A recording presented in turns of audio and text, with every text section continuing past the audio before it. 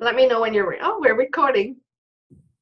Good morning and welcome to Safe for Life, Personal Safety and Self-Defense Podcast. Today, I'm thrilled to have my guest, Michelle Andrishak, joining me today from Rocky Mountain House, live. Hi, everybody. Michelle is a woman that I've known for probably just over a year now, maybe close to a year. And I know Michelle as a brilliant women's entrepreneur and business coach. Michelle is a networking mistress. No, I don't want to call you mistress. She's a networking genius. Thank you. I like genius. And connector, just a amazing connector of all things women business. She has a huge following in Central Alberta with her Rural Alberta Business. Sorry, tell me what it's called. It's the Rural Alberta Business Center. Right. And at RABC, I call it RABC for short. We offer support services for entrepreneurs, whether they're in the concept phase, thinking about starting up their business, or they're in that crucial startup phase where they need to start planning for their business and looking for sources of financing or grants to get their business started, right up to succession planning for people wanting to exit their business wisely, and everything in between, from financial management to HR management to marketing strategies, strategic planning, business plan writing, everything to do with business. And so, Michelle, I just don't know how your brain doesn't just decombust with all of the stuff that you know and share freely, willingly.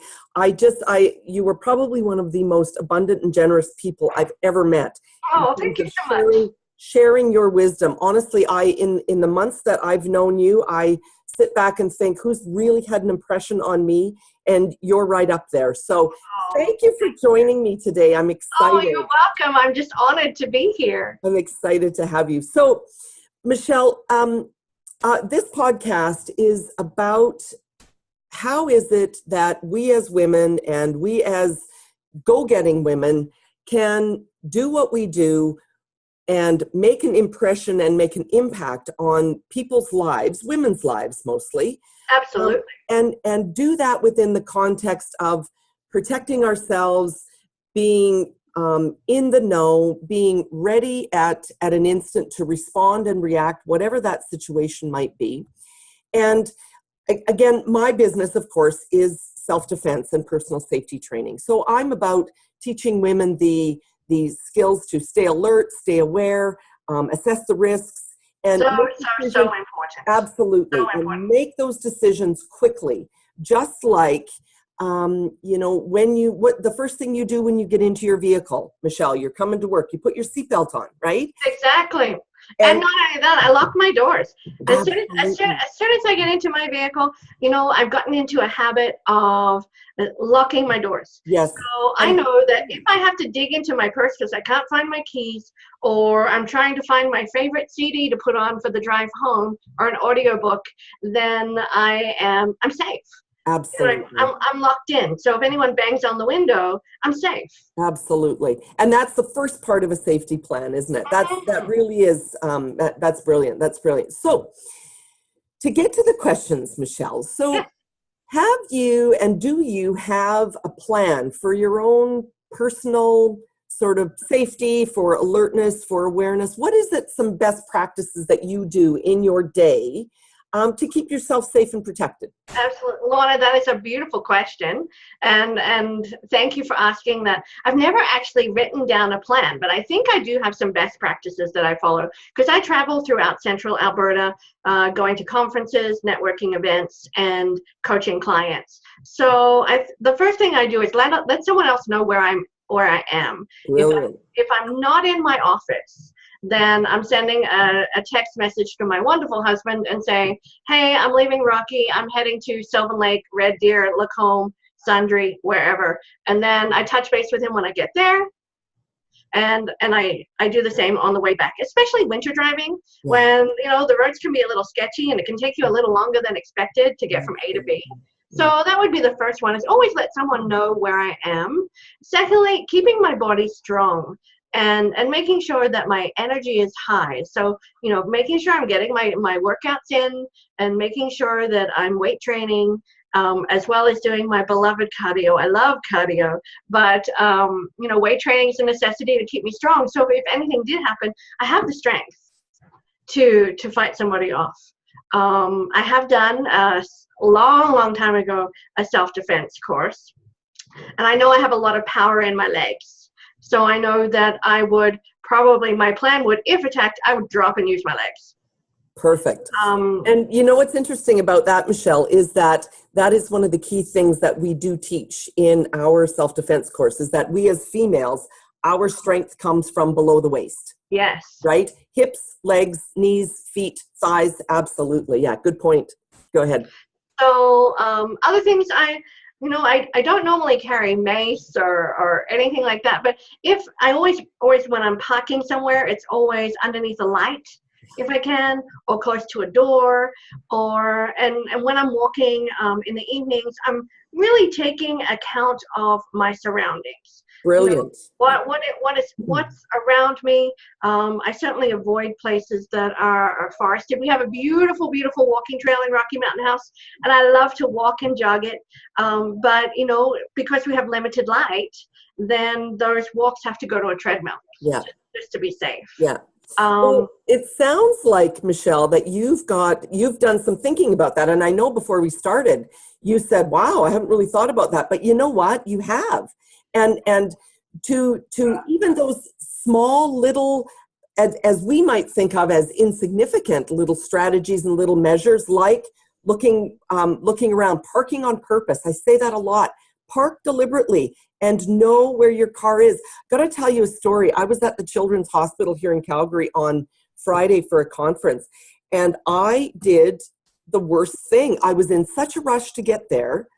I parked my car, ran into the conference, came out at the end of the conference, 4:00. Michelle, I had no idea. Lost your car. I did. And while you sit there and go, oh, what a dumb move. When I think about, holy smokes, if I was in, if it was dark, if it was 7 or 8 o'clock at night, if it was a parking lot filled with mobs and mobs of people, like I just think I'm walking around this parkade going, wow, I never do this. I am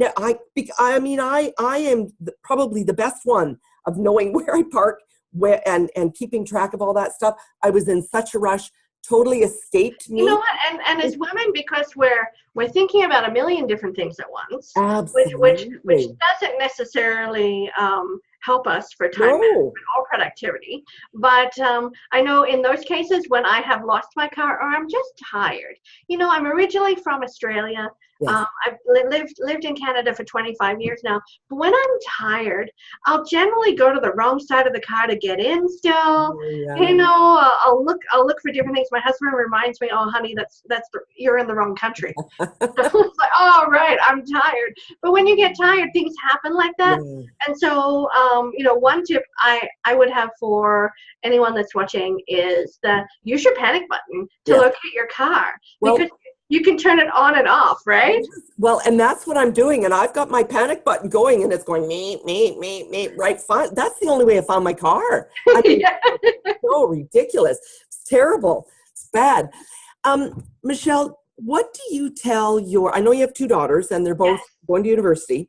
Mm-hmm. So do you have any messages that you give to them in terms of dating, meeting people, planning for their own personal safety, managing their comings and goings? What would be your message for them in order to keep themselves safe? Absolutely. Well, my daughters are at the University of Alberta. One's in engineering and one's in nursing. They're 19 and soon to be 21. And so my first thing that I always say to them is never do anything alone. Always travel in a pack. Yeah. There is always somebody that will walk you home. The University of Alberta is fabulous because they actually have a walking home service. Safe walk, yeah. Yeah, a safe walk service. And so if you have a class at night, first of all, if you can schedule classes during daylight hours, that's what you want to do. right? But if unfortunately your schedule doesn't work like that, not all university schedules do, and you're walking through a parking lot or across the quad at night, then take advantage of those safe walks. Number one. And when you're going out and having a good time to a bar, make sure that if you're not the DD, you know who it is. And make sure that you or the DD has an Uber app or a cab app that you can get yourself home safely. And always, always, always stay with the group, even if you're going to the bathroom. Yeah. Go in twos, because sometimes when you're going into the bathroom in a restaurant or a bar by yourself, you can be followed in. Somebody could be waiting for you, or the group could have moved on. Yes. When you were in the washroom. So exactly. It's interesting. Last spring or last summer, right before the Stampede, I put out a blog on, I called it the 5 tips for safe Stampede. And nice. And that was a big one, Michelle, was that piece around, have a buddy. There might be a group of 6 of you, but pair up, right? So yes. You and I are buddies. When you say it's time to go home, no matter how, out of control I am or what a great time I'm having, I need to respond to you and recognize, for whatever reason, you're saying to me, it's time, let's go. And I need to go with you. And it's the agreement beforehand when you go out to events like that, that even if you have a safe word, and if you say, I know that when my husband and I would go out and visit, when we went back to Australia to visit friends and family, and I know that it can get sometimes a little bit overwhelming. Our safe word was high tide. Yeah. So as soon as one of us said high tide, I think it's high tide or it's time for high tide, then we would simply know that the other one needs to leave that situation. Yeah. And we take it seriously. That's brilliant. And, you only say that word if you want to be taken seriously. Sure. So and that's what I say with my daughters as well. If you're going out in a pack, have a word where the person respects you. They're not saying, oh, it's time to go, it's time to go. No, there's this particular word that means we're leaving now. And it's a commitment for trust, isn't it? Yes, absolutely. Yeah. And that's good because when you're making that commitment to each other, you recognize that safety is paramount, and getting home to your loved ones and carrying on with your life is the important stuff. A party can happen any weekend or any day of the week, for that matter. Whether it's daylight or nighttime. Absolutely. Getting home alive that's the end game. Yeah, absolutely. So, Michelle, has there ever been a time, so we talk lots in our programs about intuition and instinct, and that feeling that we get where we know instantly that something doesn't feel right. So can you share a time, or can you recall a time where you may have had an experience like that? And if you did, what did you do? How did you manage yourself in that situation? Well, I remember when I was going through university in Australia, and my hometown is Byron Bay, and it is. I love Byron Bay. Yeah, I was born and raised in Byron Bay. Oh. That's the truth. So I remember I used to, while I was putting myself through university, I waitressed at night. So I waitressed at a great Mexican restaurant called Mexican Mix. And I remember one night I was walking home from work. It might have been 10 o'clock. It was a beautiful summer evening. So it was relatively light, plus 30, beautiful night. But I just felt like I was being watched or followed. And it felt really, really uncomfortable. And so I was walking, and because I was born and raised there, I knew a lot of people, which was fantastic. But I felt really, really uncomfortable. And so I was fortunate enough that I came upon a friend's house, and I just walked into the house and said, you know what, I just really need to stay here for half an hour. Can we have a cup of tea, as Australians do? And I don't know whether someone was following me or not, but I tried to remove myself from the situation, whether it was that emotional anxiety that, could have made me run, or call a friend. But I was really fortunate enough that I was able to say, oh, here's Mrs. So-and-so's house. I can just pop in for a cup of tea and say hello and calm myself.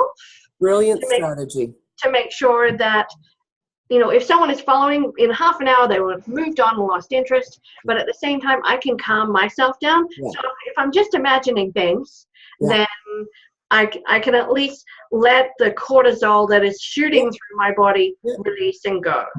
Well, and the other thing too is, I love that strategy, walking up to a home. And we teach young children in our classes, go to a place where there's lights on, go to a place where you know that somebody lives. You may not know them personally, might not know their name, but go there. And two things can happen, like you say. First of all, maybe creepo has lost interest and taken off. But you can also go up to that house and say, you know what? Can we sit down and have a tea? I just got this really creepy feeling that's going on. Somebody's following me. So A, do you think you could give me a ride home? Or B, let's just sit here for a while till all that passes. And then I'm going to take off again and I'll phone you when I get home. Right? Exactly. So just to have that communication and that conversation about what it is that you're feeling, because this is really a community concern, right? And we all as a community need to participate together to make sure that we are all safe and that our safety is managed. That's brilliant. Absolutely. Absolutely. And I think it's so important because things can happen in a second. Your life can change in a second. Absolutely. And so being aware of your surroundings, even if you may be imagining something, put your strategy into action just in case. Well, and it's interesting because a fella in the States called Gavin DeBecker, he's written a book called The Gift of Fear. And he says in that book, whether it is, how does it go? Your intuition is something that is never wrong. Even if you cannot prove it right, it is never wrong. It is our animal instinct. It's our primal response to an event. And so we can respond positively, hey, this feels great, or we respond negatively, right? Yeah, I call that intuition my Holy Spirit nudge. It's like, okay, you're talking to me. I have to do something. Yeah, it's brilliant. That's awesome. Michelle, we're almost out of time. You've been brilliant here today. Thank you so much. I got a question for you. Yes. 2 questions. Michelle, what book are you reading right now?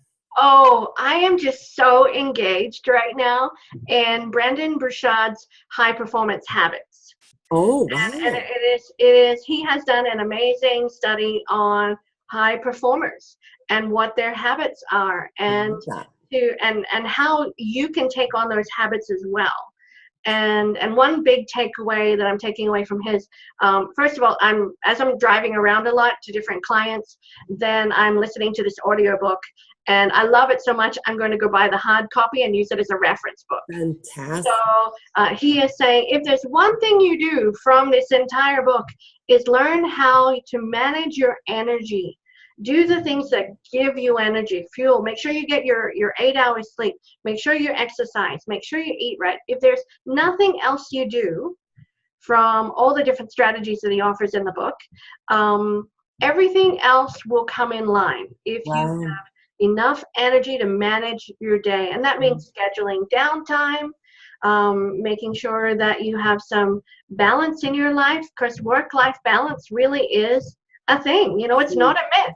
Yeah, it's huge. So Brendon Burchard's High Performance Habits, especially if you are leading a team of people, if you have staff and you want to cultivate high performance habits within your team, that's the book to get. Love it. Love it. And so my last question, if everyone in the world did, so it's a fill in the blank, if everyone in the world did blank, the world would be a safer place. If everyone else did blank. I think if everyone took a course to manage their negative thinking, the world would be a safer place. I think it's negative thinking and how we view ourselves and the lies that we tell ourselves that is the underlying foundation of bad behavior, whether that behavior is directed to us or directed to somebody else. Or to themselves. That's right. Yeah. So if you can take a program, or I offer what I call a shut the duck up program on how to manage your thoughts. And if you can take that, just that one thing in managing how you think about yourself and how you think about others, I think the world would be a safer place. I love it. I love it. That's great, Michelle. Michelle, can you tell us your website, how people contact you? And if you, I know we had talked previously about a special gift that you have for our listeners today. Can you share that with us? Absolutely. So if you go to my website is www.rabcrocky.com. So that's RABCROCKY.com. And my special gift to all the listeners is around business coaching or thought coaching or personal coaching. I am a certified coach and a certified business coach and an international speaker as well. So my gift to all the viewers is a 30-minute laser focused coaching session to work on any facet of business or dealing with your thought processes that you would like to work on. So you can email me at michelle@rabc.ca to set up an appointment for that, or you can call me. My phone number is 403-895-1493.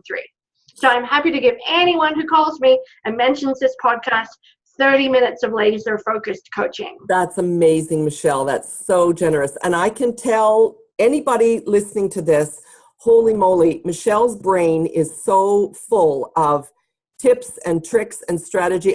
Quite honestly, I do not know how you keep it all in there, young lady. It is you. Hair keeps it all in. Crazy. You are a brilliant woman, and thank you so much for your time today. I'm so looking forward. Hey, I know.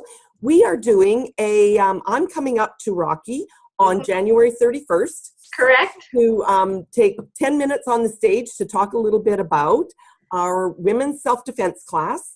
That's going to be on March the 4th, 2018. Absolutely. Rocky Mountain House. Yeah, so I'm quite excited about that. I'm excited to have you and come and speak to our WOW group. WOW started in Rocky Mountain House with 17 women in business and leadership meeting for lunch.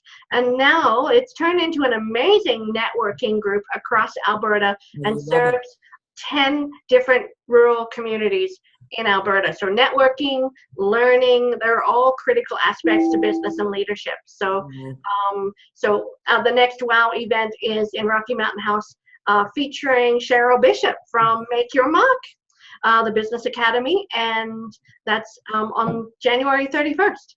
And featuring Lorna, so awesome. Awesome. That's great. I am, again, just been a pleasure chatting with you, Michelle. I'm going to leave you to the rest of your day, and I look forward to seeing you in a couple of weeks. Thanks so much, Lorna. Take good care. Take care, everybody.